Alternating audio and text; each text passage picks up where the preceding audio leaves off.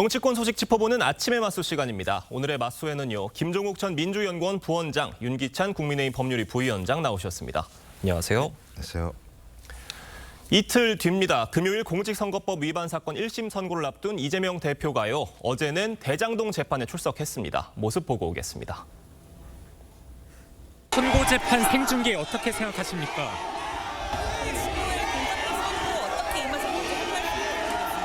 직무대리 검사들을 어떻게 생각하시는지 한 말씀 부탁드릴게요. 보신 것처럼 아무 말도 하지 않았고요. 어제는 대장동 재판이었는데 이재명 대표 이제 금요일에 있는 선거법 재판의 경우에는 생중계 여부가 굉장히 쟁점이잖아요. 법원도 지금 이재명 대표처럼 아무 말도 하지 않고 있습니다. 고심이 깊어지는 모양인데 어떻게 보십니까? 아마 법원에서는 일단 규정상은 가능합니다. 예. 그런데 이제 법원이 이 생중계를 허가하는 것이 적절한 여부에 대한 고심을 하고 있는 것으로 보이는데 어쨌든 생중계를 할 만한 이유는 있어요. 여태까지 정치인이 연루된 사건, 특히 이 대표처럼 제1야당의 대표가 연루된 사건인데 이 재판 결과에 대해서 사실 지지자들은 인정하지 않거나 또는 당사자가 인정하지 말자는 또 메시지를 내게 되면 재판부가 공격당할 염려가 있거든요. 그러니까 재판의 맥락이나 취지, 이유 등을 직접 국민이 듣게 하는, 그래서 이거 왜곡되지 않게 하는 관점에 따라서 이런 조치가 필요한 건 분명합니다. 그러나 아마 재판부 입장에서는 어쨌든 정치권의 공방에 휘말리지 않을 생각도 있을 수 있기 때문에 저는 마지막까지 고민이 좀 깊을 것 같다라는 생각을 합니다. 뭐 과거 사례들을 보면 보통 사흘 전에는 법원이 생중계 여부를 결정을 해줬었거든요. 이게 뭐 방송 장비 설치라든지 이런 여러 가지 이유들이 있어서 결정을 해줬는데 어제 또 일단 결정을 안 내렸고 오늘도 내려질지는 지켜봐야 될 것 같습니다. 이거 관련해서 국민의힘에서는 생중계를 거부하는 자가 유죄다. 친윤계 유상범 의원님이 이런 말씀을 하셨는데 어떻게 평가하십니까? 전 유상범 의원님이 좀 비상식적이다. 예를 들면 생중계를 거부하면 유죄라고 하는 논리가 어떻게 성립되는지 잘 모르겠습니다. 예. 오히려 또 그렇게 말씀을 하시면 특검을 거부하면 그것이 범인이다라고 얘기하는 윤석열 대통령의 발언도 그 논리로 얘기하면 그럼 대통령이 유죄라고 저희가 인정을 해야 되는 겁니까? 전 그런 논리가 분명히 있기 때문에 이런 식의 방식은 이재명 당대표에 대한 공격뿐만 아니라 소위 말하는 판사에 대한 공격일 수도 있다라고 생각이 들고요. 저는 이건 국민의힘과 용산의 무능을 드러내는 거다. 2년 6개월 동안 내내 한 게 뭡니까? 전 정부 탓, 야당 당대표 사법 리스크만으로 끌고 왔습니다. 결론은 뭡니까? 총선 대패했죠? 지금 대통령 국정운영 지지율 10%대까지 떨어진 상황입니다. 저는 이 정도 상황이라고 얘기한다면 재판부의 양심에 따른 판단에 맡겨야 되는 것이지 뒤늦게 이렇게까지 예를 들면 압박을 하는 것은 이제 마지막 남은 것이 사법 리스크를 통해서 반전을 기하려고 하는 이런 모습인 것 같다. 그래서 매우 무능한 발언이라 이렇게 생각을 합니다. 네, 뭐 1심 선고일 다가오고 있는데요. 이재명 대표가 위증교사 혐의에 대해서는 연일 SNS를 통해서 방어에 나서고 있습니다. 어제는 한준호 의원이 위증교사 핵심 정리라는 영상도 SNS에 올렸고요. 내용은 당연히 무죄를 주장하는 내용이었습니다. 어떻게 보셨습니까? 저런 변론은 사실은 이제 법정 내에서 이미 했고요. 네. 최후진술까지 마친 이후에 또 저런 공방을 이어가는데 문제는 위증교사에 대해서 그 엄중함, 본인의 불안함을 표현하는 거라고 여겨져요. 예. 이전에 이 대표께서 분명히 그 체포동의안 가결 과정에서도 보면 그때 단식까지 하셨잖아요. 근데 대표 연설에서는 본인이 당당히 걸어가겠다, 영장을 청구하면 영장 실질 심사에 당당히 걸어가겠다라고 얘기했으면서 하루 전날 체포동의안 그 가결 여부 결정되는 하루 전날 호소했어요. 부결시켜달라고. 아마 비슷한 심리일 겁니다. 그러니까 위증교사의 경우는 공직선거법과 또 다른 면이 없잖아 있고 그 부분은 기록이 되게 간단합니다. 그래서 또 여러 가지 법조인들 입장에서 보면 유죄의 가능성이 크다고 생각되는 그 혐의이기 때문에 이 부분에 대해서 이제 국민적 또는 본인 지지층한테 호소하는 측면에서 그러니까 호소하게 되면 어떤 일이 벌어지겠습니까? 국민들은 보면 재판부의 판단이 잘못됐다 이렇게 판단을 할 것이고 그 재판부에서 설령 유죄가 돼서 본인의 피선권이 박탈되는 형이 선고된다 하더라도 본인이 정당 내에서는 어떤 헤게모니를 이어갈 수 있다. 뭐 이런 계산이 있지 않을까 생각합니다. 예, 뭐 민주당에서는 무죄 촉구 탄원서 제출도 했고요. 또 현역 의원들이 무죄 릴레이 서명 운동도 벌이고 있습니다. 이런 것들이 어떤 이재명 대표의 어떤 1심 선고에 대한 불안함을 표현하는 거다. 이런 지적들이 있는데 동의하십니까? 일단 기본적으로 민주당 같은 경우는 검찰이 정치적 수사를 하고 있다라고 판단하고 있고요. 왜냐하면 예. 검찰이 기소한 내용과 다른 정황 증거들이 계속 나오고 있는 상황이기 때문에 네. 검찰이 이 야당 당대표를 유죄로 만들기 위해서 정치적인 수사를 하고 있다는 판단들을 하고 있다. 좀 그런 측면에서 당연히 소위 야당 당대표를 지원하고 있는 민주당 의원들과 또 지지층들 같은 경우는 무죄를 촉구하는 탄원서를 제출할 수 있죠. 왜냐하면 이거는 그냥 권리입니다. 그러니까 예를 들면 이거를 하면 안 되는 걸 하는 게 아니라 당연한 예를 들면 국민의 권리인 것이고 어떤 특정한 정치인의 행위에 대해서 무죄를 주장할 수 있는 탄원서를 제출할 수 있는 거거든요. 근데 이것마저도 하지 말라고 얘기하는 건 좀 과하다는 생각이 들고요. 마찬가지입니다만 예를 들면 국민의힘 같은 경우도 마찬가지죠. 국민의힘의 어떤 아주 되게 인기 있는 정치인이 검찰 수사에 의해서 소위 기소가 됐다고 얘기하면 네. 거기에 대해서 무죄라고 주장하는 건 당연한 거 아니겠습니까? 근데 이것까지도 문제 제기하고 또 추경호 원내대표는 더 심한 말씀까지 하세요. 무슨 사전 불복이다 이런 말씀하시는데요. 헌법 공부하십시오. 대한민국은 최종심이 나올 때까지 무죄 추정의 원칙이 분명히 있는 겁니다. 사전 불복은요. 헌법이 보장하고 있는 권리인 겁니다. 네. 근데 이게 이재명 대표가 사실 정치 행위를 하면서 이루어진 그 죄가 아니에요. 특히나 이제 위증교사 같은 경우에는 그거는 정치하고 전혀 상관없을 때 있었던 일이고 또한 그 죄의 혐의 자체를 놓고 보면 이건 정치인하고 전혀 어울리지 않는 거란 말이죠. 근데 이런 그 정치인의 행위가 아닌 혐의에 대해서 정당이 나서서 하는 거, 그다음 정당의 국회의원들이 나서서 하는 거, 특히나 국회의원들 보면요, 그 토론회까지 합니다 안에서 이게 무죄라고. 아니 본인들이 무죄인 걸 어떻게 알아요? 본인이 경험하지 않은 사실인데 예를 들어 선처 탈원서 같은 경우는 이해를 합니다. 여러 가지 지지층이 선처해 주십시오라고 탈원서를 내는 건 좋은데 무죄라는 것은 내가 경험하지 않은 사람은 무죄임을 알 수가 없어요. 그렇다면 재판 입장에서 보면 야당 제1대표이기 때문에 제1대표에 대한 무죄 탄원이 저렇게 많다. 그럼 압박으로 느껴지는 거죠. 동일한 논리로 얘기하면 유죄인지 어떻게 합니까? 유죄로 주장하시잖아요. 그러니까 그러면 선처라고 탄원하는 것이지 동일한 무죄라고 탄원하면 안 되는 거죠. 동일한 논리라고 말씀드리는 거예요. 유무죄의 판단은 우리가 하는 게 아니고요. 판사가 하는 겁니다. 판사가 할 때까지 내버려 두면 되는 거예요. 근데 국민의힘은 유죄라고 주장하는 거고 그다음에 민주당 같은 경우 무죄라고 주장하는 거예요. 이것은 누구나 주장할 수 있는 권리예요. 이것까지 얘기하는 건 국민의힘이 유죄 탄원한 적이 있어요? 탄원 얘기하는 게 아니죠. 유죄라고 탄원 주장하시는 얘기하는 거잖아요. 지금 유죄라고 탄원 주장 안 얘기하는 하셨어요? 아니 유죄라고 주장하지 재판부에다 유죄 탄원서를 냈나요? 왜 생중계를 왜 주장하십니까? 유죄가 됐든 무죄가 됐든 생중계 하자는 거잖아요. 그러니까요. 네, 이재명 그걸 주장의 대표의 권리니까요. 유무죄 여부에 대해서 당내 의원들이 집단 행동을 하는 데 대해서는 뭐 이견이 있을 수 있는 것 같습니다. 1심 선고일 다가올수록 국민의힘도 바빠 보여요. 어제는 이 사법방해 저지 긴급 대책회의를 열고 대야 공세에 나섰습니다. 이 자리에서 나온 한동훈 대표 발언 들어보겠습니다. 판사 겁박 무력 시위를 이번 주 토요일 그리고 다음 주 토요일에도 한다고 합니다. 그날은 서울 시내 상당수 학교에서 대입 수험생들의 대입 논술고사가 실시되는 날입니다. 교통 혼잡과 소음으로 인한 피해 우려됩니다. 우리의 수험생들, 학부모님들, 선생님들 모두 짜증스럽고 싫을 겁니다. 이걸 왜 해야 합니까? 민주당이 이번 주말에도 장외 집회 세 번째로 연다고 합니다. 한동훈 대표는 판사 겁박 시위라고 비판을 했어요. 그러니까 장외 집회뿐만 아니고 16일 날 한다는 거잖아요. 예. 15일 날 보면은 더민주혁신회의가 이제 법원 앞에서 네. 본인들 주장은 5천 명 정도 모아서 시위하겠다는 겁니다.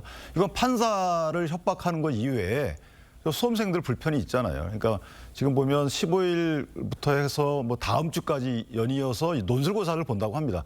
글쎄요, 이게 논술고사라는 것은 가장 그 자녀들의 어떻게 보면 민생의 선두인데 이런 형국에서 방탄을 위해서 또는 판사에 대해서 압박성 어떤 시위를 하기 위해서 강행한다. 저는 개인적으로 이걸 취소하는 게 맞다라고 보고 정령 법원에 만약에 재량에 의한 판단을 받고자 원한다면 이제 수험생의 불편마저 초래하는 이런 시위는 좀 자제하는 게 어떨까 싶습니다. 뭐 서초동 가보면 사실 그 법원 주변이 뭐 아파트 단지들도 있고요. 주거 지역들이 있습니다. 이 부분에 대해서 한동훈 대표가 그날 시위를 하면 수험생들이나 시민들에게 좀 불편을 줄 수 있다. 이런 지적인 것 같아요. 어떻게 들으셨습니까? 이제 좀 그만하시죠. 본인께서 예를 들면 법률가 아니십니까? 예. 헌법에 보장돼 있습니다.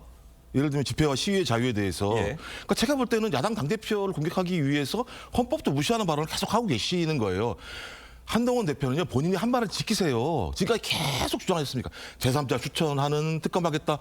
본인 말은 안 지키면서 남한테 그런 예를 들면 엄중한 잣대를 대고 반헌법적인 발언을 하시는 거 보면서 제가 볼 때는 이분이 야당 당대표 하시는 게 맞나? 제가 볼 때는 국민의힘이 이제 고민하셔야 될 것 같아요. 그 부분에 근데 대해서. 그 불법이라고 저희가 얘기하는 게 아니고 이렇게 수험생들이 혹시나 불편을 초래하거나 거기 주거하시는 분들의 불편을 초래하는 행위를 자제하는 게 어떻겠냐라는 의미에서 하는 거지. 저게 불법이 아니면 다 해도 되나요? 그럼에도 불구하고 네. 헌재나 대법원은 집회와 시위의 자유를 보장하는 거예요. 그것이 민주주의 원리입니다. 다 아시잖아요. 그 원리에 대해서는. 네. 지금 1심 선고일 다가올수록 여야의 신경전이 더 치열해지는 것 같습니다. 계속해서 다음 이야기도 해보겠습니다. 검찰이 공천 개입 의혹으로 구속영장을 청구한 명태균 씨가 내일 영장 실질 심사를 받습니다. 검찰 조사 당시 명 씨 발언 들어보겠습니다. 일반 국민들이 대통령하고 여사하고 접촉이 어렵기 때문에 그런 거지. 누구나 나는 저 사람이 됐으면 좋겠어. 저 사람이 되면 우리 지역이 더 발전할 수 있을 것 같아. 그런 마음을 표현을 하지 않나요? 저는 누구나 추천하는데요. 좋은 사람 있으면. 저는 그냥 대통령과 여사의 주변에서 그냥 일을 했던 사람이에요. 제가 어떤 공직에 있거나 어떤 그런 위치에 있어서 그것을 망각하고 제가 어떤 발언을 한 게 아니거든요. 뭐 들으신 것처럼 명태균 씨는 나는 그냥 도운 거다. 누구나 추천할 수 있는 거다. 이런 입장이고요. 내일 구속영장 실질심사 열리는데 구속 가능성 얼마나 있다고 보십니까? 상대적으로 크다고 봅니다. 왜냐하면 이게 누구나 공직 후보자 그러니까 공천할 수 있죠. 추천할 수 있습니다. 그런데 그 과정에서 돈이 오가면 안 되죠. 물론 이제 돈이 오갔다고 단정하기는 어렵지만 어쨌든 그런 진술 등이 있기 때문에 아마 검찰이 영장을 신청한 것 같고 청구한 것 같고 영장 사실에 보면 어쨌든 그 공천 관련해서 뭐 3억 원이 넘는 돈이 오갔다고 그런 혐의잖아요. 그렇기 때문에 일단 혐의가 중대하고요. 진술이 뒷받침된다면 혐의 소명이 된다고 아마 보여질 가능성이 있습니다. 더군다나 이제 김영선 의원과 명태균 씨 같은 경우에는 이제 휴대폰 관련해서 증거인멸의 우려가 있다는 판단을 받을 가능성이 커서 재판부 입장에서 보면 아마 발부 가능성이 좀 크지 않을까 개인적으로 그렇게 생각합니다. 네, 지금 화면 나가고 있는 명태균 씨 구속영장 7쪽짜리 분량인데 저기에는 명태균 씨 혐의가 정치자금법 위반 혐의만 적혀 있다고 해요. 이거에 대해서 민주당은 꼬리 자르기다 이런 비판하고 있습니다. 예, 뭐 제가 워낙 검찰만 비판해서 근데 검찰이 지금 정치자금법 위반만 구속영장을 청구를 했는데요. 아마 검찰 스스로가 단계적으로 한다고 얘기를 한 것 같습니다. 전 그래서 지금 제기되고 있는 부분들은 정치자금법 외에도 소위 이제 여론을 조작하고 공천을 개입하고 그다음에 창원 산당 같은 경우도 마찬가지입니다만 국정을 농단했다는 사안들이 분명히 있습니다. 여기에 대한 증거들이 계속 나오고 있는 상황이고 검찰의 그 구속영장 청구 내용도 보면 정치인들과의 친분 관계를 과시했다고 얘기하는데요. 네. 예를 들면 친분 관계를 과시해서 공천을 받았다고 얘기하게 되면 저는 국민의힘은 매우 문제가 많은 정당이 되는 상황이기 때문에 친분을 과시하게 되는 힘의 배후가 누가 있었는가라는 문제가 핵심이겠죠. 근데 지금 제기가 되는 건 대통령 내외라는 거 아니겠습니까? 전 그렇다면 검찰이 대통령 내외에 대해서 수사를 하지 않으면서 명태균 씨의 과시라고만 얘기한다면 국민이 이걸 신뢰할 수 있을 것인가라는 측면이 분명히 있기 때문에 지금 구속영장 청구의 내용은 그렇습니다만 앞으로 단계적으로 이런 내용에 대해서 수사하지 않는다면 제가 오늘은 비판하지 않습니다만 내일 모레는 비판할 수밖에 없지 않을까 생각이 듭니다. 네, 알겠습니다.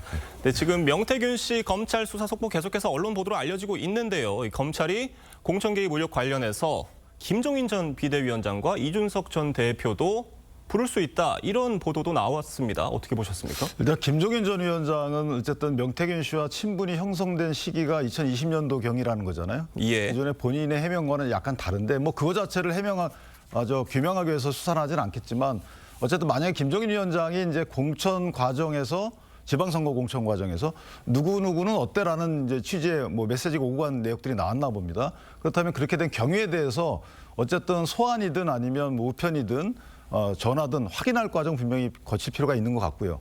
이준석 의원의 경우에도 이준석 의원은 조금 더 조사할 필요성이 있어 보여요. 여러 가지 지금 언론에 공개된 메시지 내용을 보면 공천 과정을 따라가는 듯한 또는 앞서가는 듯한 발언들이 있기 때문에 그 발언을 하게 된 경위나 그 경위에 대해서 실체 관계에 부합하는 정황 증거가 있는지 여부에 대해서는 검찰이 반드시 확인할 것으로 그렇게 생각을 합니다. 네, 김종욱 부원장님께도 여쭤볼게요. 그 언론 보도 또 하나 나왔는데 명태균 씨가 이 코바나 컨텐츠가 적힌 돈봉투 500만 원이 든 돈봉투 사진을 그 휴대폰에 있는 사진을 검찰이 입수했다는 보도도 나왔습니다. 이 보도 보셨습니까? 네, 봤습니다. 그러니까 제가 볼 때는 이 정도 상황이라면 소위 대통령 내외가 어떤 형태로든지 명태균 씨에게 고마움을 표시한 거라고 볼 수밖에 없는 상황이라고 생각이 들거든요. 명태균 씨는 그게 교통비다 이런 입장으로 알려졌어요. 뭐 어떤 사람이 교통비로 500만 원을 주겠습니까? 그건 제가 볼 때는 명태균 씨가 계속 얘기하는 자기의 죄를 회피하려고 하거나 본인 스스로가 얘기한 게 있습니다. 자기는 계속 SOS를 치고 있다라고 얘기하는 거거든요. 저는 본인이 SOS를 친다라고 하는 건 뭔가 죄가 있으니까 SOS를 친다고 생각이 들기 때문에 저는 이 정도 상황이 나왔다면 전 대통령과 대통령 부인께서 이 부분에 대해서 어떤 정황으로 500만 원이라고 하는 교통비를 줬는지 아니면 주지 않았는데 명태균 씨가 거짓말을 하는 건지, 그리고 봉투는 줬지만 500만 원이 아닌 건지 명확히 말씀을 하지 않으시면 지금까지 제기되고 있는 많은 의혹과 관련해서 대통령 내외의 연루 가능성이 매우 높다라는 부분들을 방증하기 때문에 저는 이 부분에 대해서 빨리 대통령실이든 아니면 대통령 내외든 국민들에게 설명할 필요가 있다고 생각합니다. 그게 좀 밝혀지겠지만 어쨌든 돈이 오갔는지 모르겠어요. 예. 만약에 그것이 교통비로 500만 원이 주어졌다면 예. 지금 민주당이 제기하고 있는 의혹을 비춰보면 원래 명태균 씨가 김건희 여사한테 줘야 되는 거 아니에요?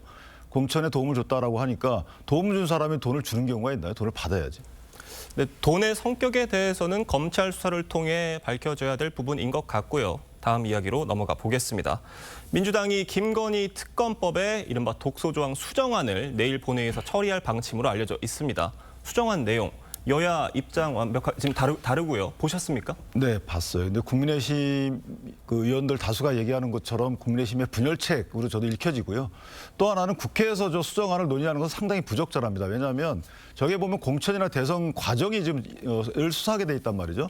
그 국회 내에 있는 국회의원들을 수사한다는 거예요, 사실상. 네. 그것을 국회에서 추천하는 특검 후보가 수사한다? 저는 앞뒤가 안 맞는 것이고 이건 정치적 중립성 내지 공정성을 심히 훼손하는 거기 때문에 오히려 이런 부분은 차라리 공수처 수사하는 게 맞죠. 왜 국회의원들에게 맡겨서 수사하는 것은 자기가 벌인 일을 그럴 가능성이 있는 혐의에 대해 수사를 국회에서 추천한 특검으로 한다. 그러니까 앞뒤가 안 맞는 거죠. 뭐 국민의힘에서는 친한계 가리지 않고 이 수정안이 무늬만 제3자 추천이다 이런 지적들 나오고 있어요. 아니, 저는 좀 이해가 안 되는 게요. 예. 한동훈 당대표가 말씀하신 거예요. 이 부분에 대해서는. 네. 그러니까 최혜병 특검의 예입니다만 저희 계속 민주당이 이렇게 주장하니까 이게 문제가 있다라고 죄송합니다. 얘기를 해서 제3자가 추천하게 되면 문제가 없는 거 아니냐. 그래서 그걸 해주겠다고 얘기했더니 그것도 예를 들면 여권 불일치라고 말씀을 하세요.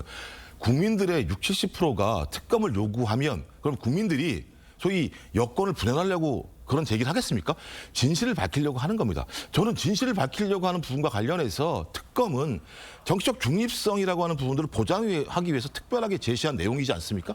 검찰이 계속 제가 볼 때 수사를 하는 내용들을 보면 국민들이 신뢰를 못하니까 특검을 주장하고 거기에 동의하는 거거든요.